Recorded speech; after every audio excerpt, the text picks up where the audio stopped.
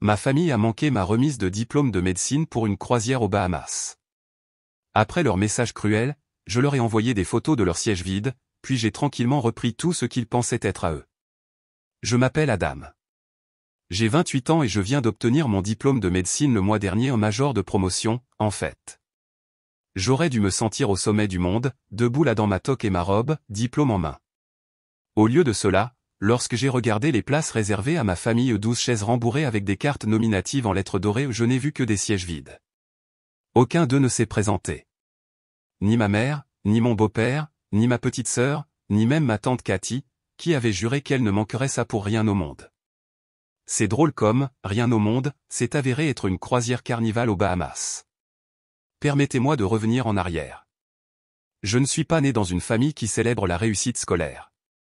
Si vous rameniez des notes parfaites, c'est que vous vous efforciez trop ou que vous mettiez les autres mal à l'aise. Telle était l'attitude. Ma mère avait l'habitude de dire des choses comme « Personne n'aime un vantard, Adam », lorsque je rentrais à la maison avec un bulletin scolaire parfait, ou « D'accord, monsieur le génie, est-ce que ça veut dire que tu te crois supérieur à nous maintenant ?» Lorsque j'ai parlé de mon désir de devenir médecin un jour, ce n'était pas seulement elle. Mon beau-père, Gary, qui, je le jure, se plaisait à être le plus bruyant dans n'importe quelle pièce avec le moins à dire, avait l'habitude de plaisanter « Je ne fais confiance à aucun homme qui ne sait pas changer sa propre huile ». La médecine, à ses yeux, était du bâtiment, et le bâtiment était pour les gens qui ne pouvaient pas gérer le monde réel. Mais je m'en fichais. J'étais têtu. J'ai étudié comme si ma vie en dépendait. Lorsque j'ai été admis à la faculté de médecine grâce à une bourse, je ne m'attendais pas à une parade ou quoi que ce soit, mais j'ai pensé, peut-être, qu'il serait fier. Au lieu de cela, ma mère m'a demandé pourquoi je n'étais pas simplement devenu infirmier comme la fille de son ami. C'est plus court, et tu portes quand même des blouses, a-t-elle dit. Néanmoins, j'ai essayé au fil des ans. J'ai continué à les inviter à des événements importants, la cérémonie de la blouse blanche, le jour de l'affectation en clinique, les entretiens pour le poste de résident. Chaque fois, c'était la même chose, les vols sont trop chers, ou nous avons beaucoup de choses à faire cette semaine-là, ou tu sais ce que Gary pense des grandes villes. J'ai arrêté d'insister après un certain temps. J'ai juste envoyé des mises à jour via le chat de groupe familial, généralement accueilli par un silence radio ou un pouce levé occasionnel de ma petite sœur, la seule qui ne semblait pas totalement blasée. Mais la remise de diplôme devait être différente. Il ne s'agissait pas seulement de moi. C'était l'aboutissement de 8 années de travail acharné sans relâche.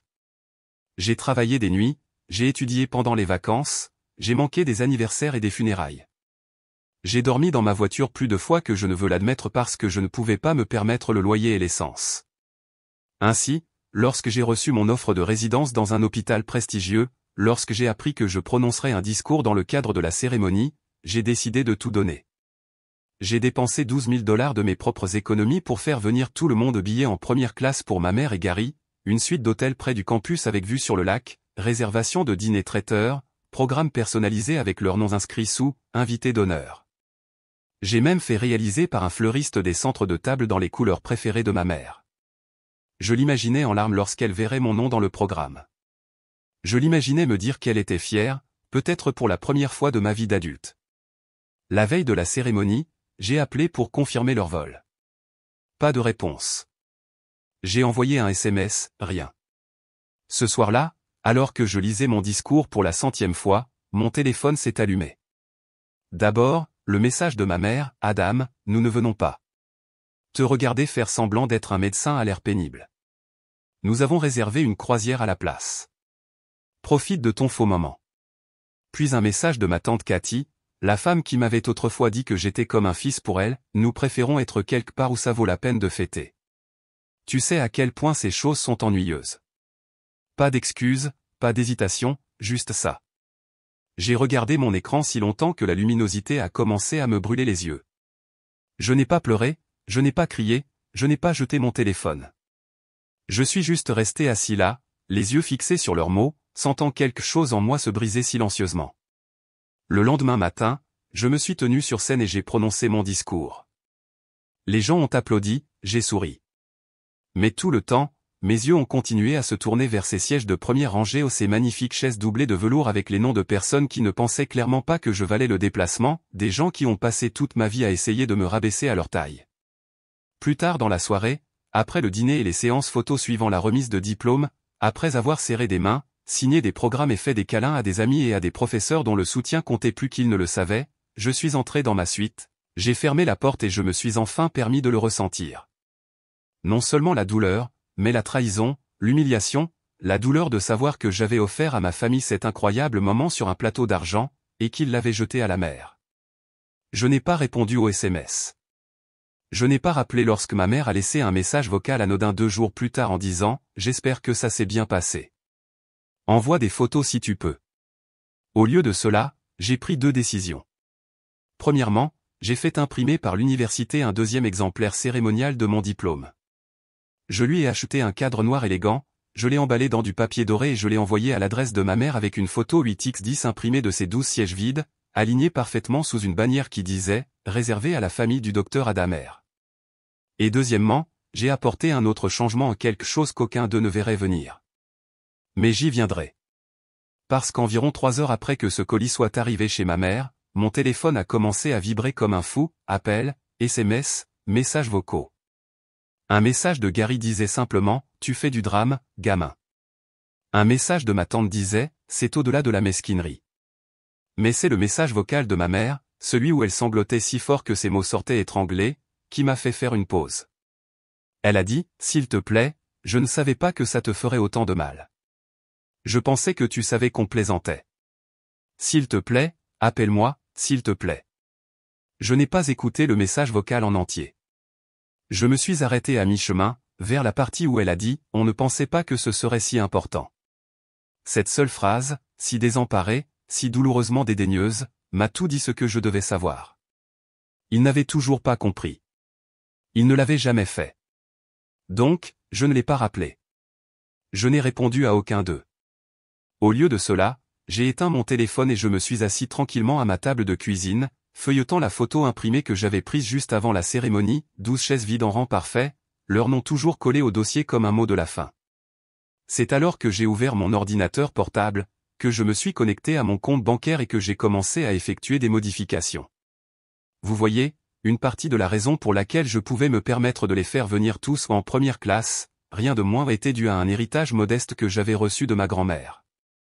Elle est décédée alors que j'étais en 2e année de médecine. Elle n'était pas riche, pas du tout. Mais elle m'a laissé 60 000 $ sur un compte joint auquel mon nom a été ajouté lorsque j'ai eu 18 ans. Elle m'a toujours dit, ne gaspille pas ça en facture ou en bêtises. Utilise-le lorsque le moment sera venu de faire quelque chose d'important. Et je l'avais fait. Au cours des 2 dernières années, j'y ai puisé avec parcimonie. Une petite partie a couvert une partie de mon loyer pendant ma première rotation à l'hôpital. Un autre morceau a été utilisé pour les vols pour les entretiens. Mais le plus gros montant je l'ai économisé, en prévoyant de l'utiliser pour quelque chose d'important, quelque chose que je pourrais construire. J'avais commencé à rêver d'ouvrir une petite clinique dans les zones défavorisées, peut-être en faisant des semaines de rotation dans les quartiers à faible revenu. Ce n'était pas encore grand-chose, mais les débuts étaient là. Ce que ma famille ne savait pas, c'est que dans son testament, ma grand-mère avait initialement prévu de diviser l'héritage en 3 entre moi, ma mère et ma tante. Mais 1 an avant sa mort, après avoir vu la façon dont ma mère me traitait lors d'une visite pendant les vacances, elle l'a changé discrètement. Pas de drame. Elle a simplement réécrit les documents, supprimé leur nom et tout laissé à moi. Tu es la seule à qui je fais confiance pour en faire quelque chose de bien, a-t-elle dit. Ils ne feront que le gaspiller. Et voici le rebondissement, parce que le compte avait été créé conjointement avec ma mère lorsque j'étais adolescent, elle a supposé à tort qu'elle y avait toujours accès. En fait, elle disait aux gens depuis des mois que, lorsqu'Adam deviendra médecin, nous allons enfin refaire la cuisine. Je n'y ai pas beaucoup pensé jusqu'à ce que je découvre par mon cousin que ma mère et Gary avaient prévu une visite d'un entrepreneur pour la même semaine que ma remise de diplôme. Cet entrepreneur ne s'est jamais présenté. Pourquoi? Parce qu'après mon retour de la remise de diplôme, j'ai transféré chaque centime de ce compte sur un nouveau compte, uniquement à mon nom. J'ai fermé l'ancien de façon permanente. Puis, pour faire bonne mesure, j'ai fait don d'une partie de ce qui restait à la clinique même que j'espérais rejoindre un jour. Je leur ai envoyé une note avec mon nom et ma photo de remise de diplôme. Je me suis dit que si je ne pouvais pas amener ma famille à célébrer mon succès, j'utiliserais au moins les retombées pour aider quelqu'un d'autre qui avait besoin d'une victoire. Il n'a pas fallu longtemps pour que les appels recommencent. Cette fois, ils n'étaient pas seulement tristes, ils étaient en colère, furieux. Même Gary a été le premier à m'appeler, en criant « C'était le compte de ta mère. Elle avait son nom dessus depuis que tu étais enfant. Cet argent était destiné à la famille. Je n'ai même pas bronché. » Tu as raison, ai-je dit. Il était destiné à la famille, mais je suppose que vous avez décidé qu'une croisière était plus importante que le membre de la famille qui l'a rendu possible. Cliquez. Puis vint ma tante Cathy. Elle a laissé un message vocal, sa voix stridente d'incrédulité. As-tu une idée de ce que tu as fait? Ta mère est désespérée. On ne pensait pas. Ils ont tous continué à dire on ne pensait pas, exactement. Ils n'y avaient pas pensé. Pas à ce que cela signifiait de se retrouver seul au plus grand tournant de ma vie. Pas à ce que cela signifiait de dépenser des milliers de dollars pour rendre un moment spécial, juste pour qu'ils le rient comme si j'étais un enfant qui jouait à se déguiser. Ils n'ont pas pensé aux années que j'ai passées à le gagner, ni à la fierté que j'aurais dû ressentir, ni au petit garçon en moi qui voulait toujours entendre quelqu'un dire « Nous sommes fiers de toi ». Au lieu de cela, j'ai entendu le silence, suivi de moqueries, suivi d'une déception enveloppée d'un sentiment de droit. Donc non, je ne me suis pas senti coupable d'avoir fermé la porte. Je n'ai pas regretté d'avoir envoyé ce diplôme et la photo de leur siège. Et je n'ai certainement pas regretté ce que j'ai fait ensuite. Parce que la troisième chose que j'ai faite, la dernière chose, a été de changer le bénéficiaire de tous mes comptes documents juridiques et médicaux, contacts d'urgence, le tout. J'ai nommé quelqu'un d'autre, mon meilleur ami, Marcus, qui est resté éveillé avec moi pendant les nuits d'examen et a fait des simulations d'entretien avec moi pendant ses jours de congé, qui s'est envolé pour traverser le pays, a acheté son propre costume et s'est présenté à la remise de diplôme en tenant une pancarte qui disait « Fier de mon frère, le docteur Adamer ». Je l'ai emmené dîner le soir suivant la cérémonie et je lui ai remis une enveloppe scellée. À l'intérieur se trouvait une copie des documents juridiques. Il a cligné des yeux. Qu'est-ce que c'est? J'ai souri. C'est moi qui choisis ma vraie famille. Il n'a rien dit, il est juste resté assis là tranquillement en tenant l'enveloppe, les yeux un peu rouges. Pendant ce temps, ma mère a continué à appeler. Elle a laissé un dernier message vocal, sa voix craquant, en colère et triste à la fois. Tu crois que l'argent te rend supérieur à nous? Tu crois que ton petit diplôme efface tes racines? Nous sommes toujours ta famille, Adam, peu importe jusqu'où tu cours. Mais elle avait tort. La famille, ce n'est pas le sang. Ce n'est pas qui vous élève. C'est qui vous soutient quand vous n'avez rien. C'est qui applaudit le plus fort lorsque vous avez enfin quelque chose à montrer. Et surtout, c'est qui ne disparaît pas lorsque les projecteurs se braquent sur vous. Ils ont disparu. Alors j'ai avancé. C'était un jeudi soir, 2 semaines après la remise de diplôme, lorsque j'ai entendu frapper à la porte. Je venais de rentrer d'une réunion d'orientation pour la résidence. Je portais encore ma blouse blanche, le stéthoscope pendu autour de mon cou comme une affirmation que je n'avais plus besoin de faire. Mon appartement était calme, chaud avec l'odeur du plat à emporter que je venais de déballer. Et pour la première fois depuis ce qui semblait être des mois, j'attendais avec impatience une nuit paisible seule. Puis il y a eu des coups au pas fort, pas désespérés, juste confiants, comme si celui qui était de l'autre côté supposait qu'il avait le droit d'être là. J'ai ouvert la porte à moitié, et la voilà, ma mère. Ses cheveux étaient balayés par le vent, ses joues rouges soit par le vent, soit par la colère, probablement les deux. Derrière elle, debout maladroitement sur le palier, se trouvait Gary, les bras croisés, les yeux scrutant le couloir comme s'il s'attendait à ce que la sécurité surgisse à tout moment. Mon estomac s'est affaissé, mais je n'ai pas bougé. Je n'ai rien dit. Ma mère m'a regardé, et pendant un instant, c'était comme si elle ne me reconnaissait pas. C'était peut-être la blouse, ou le calme, ou le fait que je n'ai pas immédiatement ouvert la porte plus grand, comme je le faisais, avant, lorsque j'essayais encore de gagner une part de son approbation. Elle s'est éclaircie la gorge. Adam, pouvons-nous entrer? J'ai incliné la tête. Pourquoi? Elle a eu l'air surprise, comme si la question elle-même était offensante. Parce que nous avons besoin de parler, en privé, face à face. Je suis entré dans l'embrasure de la porte, la bloquant complètement. Nous aurions pu le faire il y a 2 semaines, à la remise de diplôme. Gary a reniflé. Allez, mec. Tu t'accroches toujours à ça? Ce n'est pas comme si on ne t'avait pas félicité. Non, ai-je dit calmement. Vous vous moquez de moi, puis vous avez donné la priorité à un buffet des Caraïbes plutôt que de vous présenter pour votre propre fils. Les yeux de ma mère se sont embrasés. Ce n'est pas juste. Tu ne nous as même pas laissé le temps d'expliquer. J'ai levé un sourcil. Tu m'as envoyé un texto qui disait « Te regarder faire semblant d'être un médecin a l'air pénible ». Qu'est-ce que j'étais censé attendre le mot de la fin? Gary a fait un pas en avant, sa voix s'élevant. Tu es mesquin. Cet argent n'était pas à toi. Le voilà, ai-je marmonné, presque en souriant.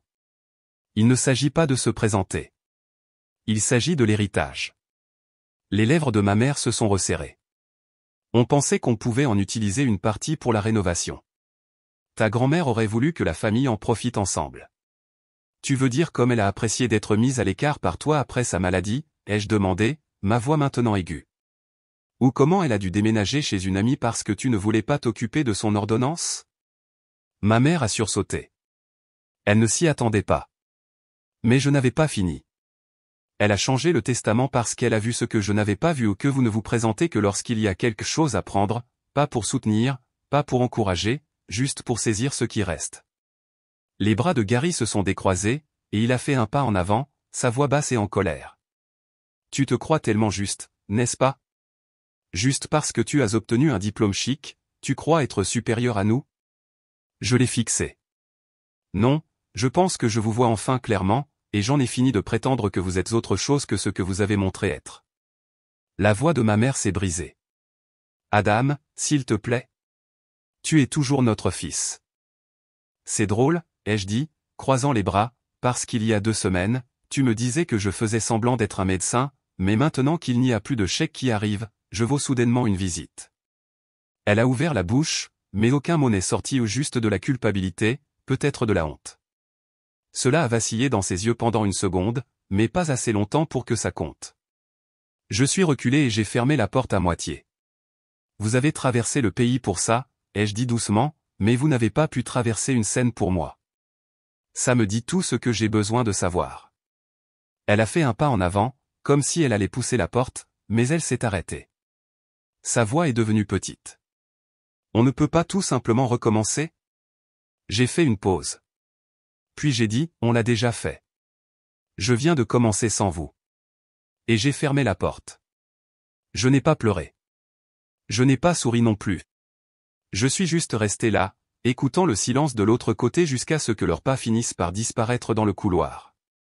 Les retombées ne se sont pas arrêtées là, bien sûr. La nouvelle s'est répandue rapidement dans la famille. Ma tante l'a dit à ses sœurs, qui l'ont dit à leur mari, qui l'ont dit à mes cousins. Certains m'ont appelé un génie, d'autres m'ont appelé cruel.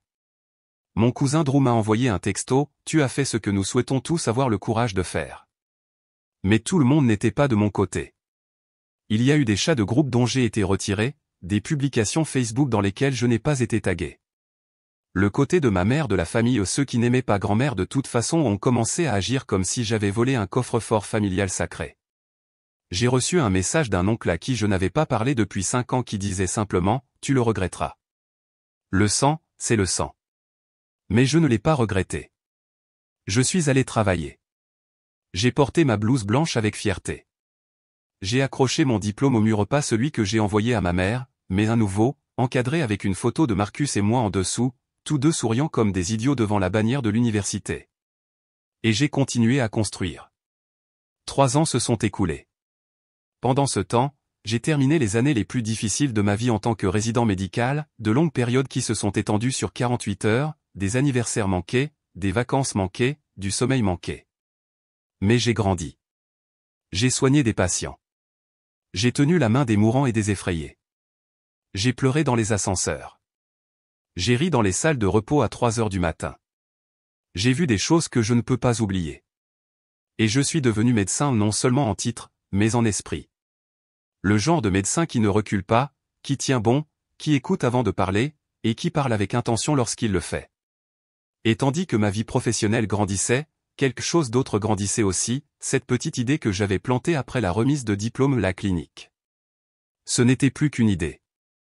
Avec l'aide de Marcus et de quelques donateurs généreux que j'avais rencontrés pendant ma résidence, j'ai ouvert une petite clinique communautaire en bordure d'un quartier négligé de la ville. Ce n'était pas Tapa accent Graveleuil, un étage, 5 salles, 2 médecins, une infirmière et un bureau de bénévoles. Mais c'était le nôtre, un endroit où personne ne demandait d'abord si vous aviez une assurance, un endroit où nous gardions les lumières allumées tard parce que les gens ne cessaient pas de tomber malades après 17 heures. Je l'ai nommé d'après ma grand-mère, le centre de bien-être Evelyne Rare. Sa photo était accrochée dans le hall, et chaque jour où j'entrais, je me sentais ancré. Je pensais rarement à ma famille. Ce n'était même pas de l'évitement, c'était juste la paix, celle qui arrive lorsque vous cessez de courir après quelque chose qui ne courait jamais vers vous en premier lieu. Mais la paix a une façon d'être interrompue. C'était fin octobre lorsque l'email est arrivé, objet, réunion de famille au 75e anniversaire d'oncle riche. Le message a été envoyé à une longue liste de destinataires en copie conforme, mais il commençait toujours par un gai « Salut tout le monde, j'espère que vous allez tous bien. Nous organisons quelque chose de spécial pour le 75e anniversaire d'oncle riche style potluck, fête dans la cour. Vous savez comment ça se passe. » J'ai presque supprimé le message sur le champ, mais j'ai ensuite remarqué quelque chose en bas, ajouté presque comme une réflexion après coup, PS Adam, nous espérons vraiment que tu viendras. Ça fait trop longtemps. Ta mère a dit qu'elle te manque. Ce n'était pas signé par ma mère. C'était signé par ma cousine Olivia, la diplomate de la famille. Je n'ai pas répondu. 2 jours plus tard, une lettre manuscrite est arrivée à la clinique. Pas d'adresse de retour.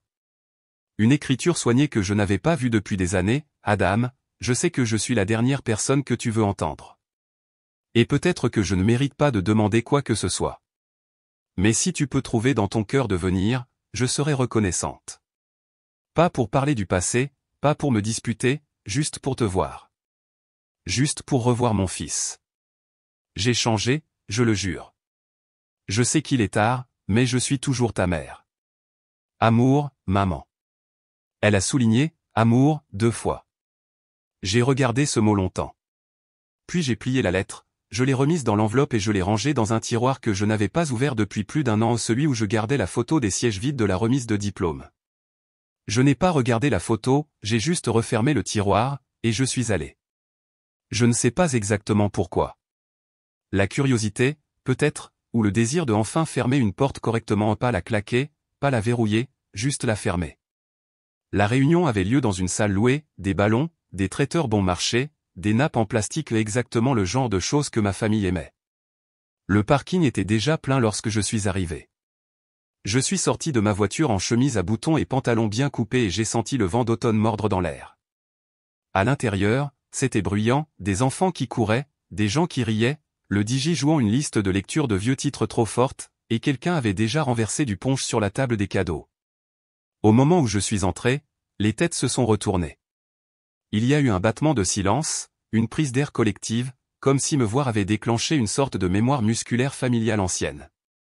Quelqu'un a chuchoté, « Est-ce Adam ?» J'ai juste fait un signe de tête poliment, je me suis déplacé vers le mur du fond. Je ne suis pas venu pour les bavardages, je suis venu voir s'il y avait quelque chose qui valait la peine d'être récupéré. Puis je l'ai vue, ma mère. Elle avait l'air plus vieille, plus douce sur les bords, moins bien mise que je ne m'en souvenais. Ses cheveux étaient striés d'argent, et elle portait un cardigan bleu pâle sur une robe qui ne lui allait pas tout à fait. Ses yeux se sont fixés sur les miens comme si elle avait peur que je puisse disparaître. « Adam » a-t-elle soufflé. « Salut » ai-je dit. Elle a fait un pas en avant. « Tu es venu ?» Je suis venu. Des larmes ont jailli instantanément, comme si elle les avait retenues pendant 3 ans. Je ne savais pas si tu ouvrirais même la lettre. J'ai attendu des excuses, de la responsabilité, quelque chose de plus que de la culpabilité. Au lieu de cela, elle a tendu la main. Tu m'as tellement manqué. Je suis doucement reculé. Tu as manqué l'occasion de te présenter quand c'était important. Elle a sursauté. Je ne suis pas là pour me battre, ai-je ajouté. Je voulais juste que tu me voies au pas par méchanceté, juste pour que tu saches que je vais bien sans ton soutien, sans l'argent auquel tu t'attendais, sans aucune des choses dont tu pensais que j'avais besoin de toi. Une pause. Elle a baissé les yeux. Je le mérite. Oui, ai-je dit simplement. Tu le méritais. Puis je lui ai tendu une petite enveloppe. À l'intérieur se trouvait une brochure pliée au le centre de bien-être Evelyn Rare avec une note manuscrite qui disait « Au cas où tu voudrais comprendre ce que j'ai construit et pourquoi j'ai arrêté d'attendre que tu sois fier de moi. » Elle l'a prise avec des mains tremblantes. Je ne me suis pas attardé. Je suis resté assez longtemps pour saluer oncle Rich. Assez longtemps pour prouver que je ne me cachais pas, que j'avais pris racine sans eux, que j'avais construit quelque chose à partir du silence même dans lequel il m'avait laissé. Alors que je retournais vers ma voiture, quelqu'un m'a appelé derrière moi. C'était Marcus. Je ne l'ai pas invité. Il s'est juste présenté, a dit qu'il pensait que je ne devais pas les affronter seul. Il a levé un café de notre endroit préféré et a dit « J'ai pensé que tu aimerais une boisson de sortie. » J'ai ri pour la première fois de la journée. « Allons-y » ai-je dit. J'ai du travail à la clinique demain matin. Alors que nous nous éloignons, j'ai regardé dans le rétroviseur une dernière fois. Ma mère était debout à l'entrée du hall, la brochure serrée contre sa poitrine, les yeux fixés sur la voiture alors qu'elle disparaissait dans la route. Elle n'a pas fait signe. Moi non plus. Parce que certaines fins n'ont pas besoin de clôture, elles ont juste besoin de paix. Et j'avais enfin la mienne.